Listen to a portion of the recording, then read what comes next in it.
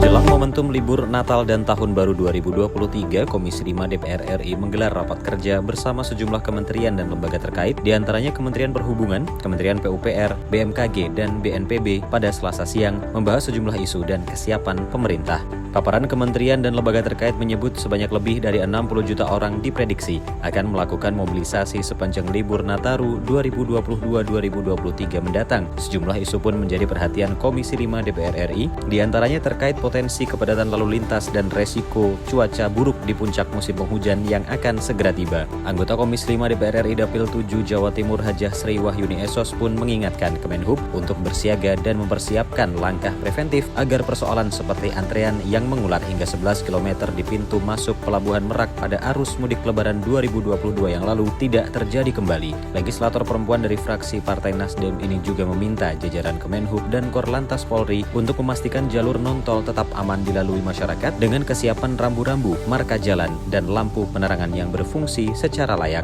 Di destinasi-destinasi wisata, khususnya wisata alam yang berpotensi dipadati pengunjung, Sri Wahyuni juga meminta BNPB dan Basarnas memberi atensi lebih, mengingat tidak menentunya cuaca di akhir tahun dan demi mencegah jatuhnya korban jiwa jika terjadi fenomena alam yang tak diinginkan. Saya ingin ke Pak Menteri Perhubungan.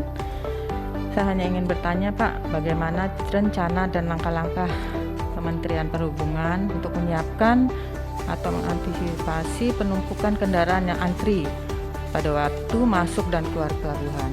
Karena mengingat waktu Lebaran kemarin itu terjadi penumpukan kendaraan, antriannya sekitar 11 km dan kendaraan harus menunggu masuk itu selama 7 jam. Nah, apa kiat-kiatnya untuk supaya hal ini tidak terjadi lagi gitu. Yang kedua, terkait dalam rangka mengatasi atau menghindari terjadinya kecelakaan, mungkin rambu-rambu lalu lintas atau marka jalan begitu terus diperhatikan supaya hal-hal yang tidak kita inginkan tidak terjadi seperti itu. Dan juga lampu penerangan, Pak, itu yang mungkin ada yang sudah mati lampunya bisa dicek kembali, dan juga kamera CCTV itu penting sekali untuk memantau arus lalu lintas.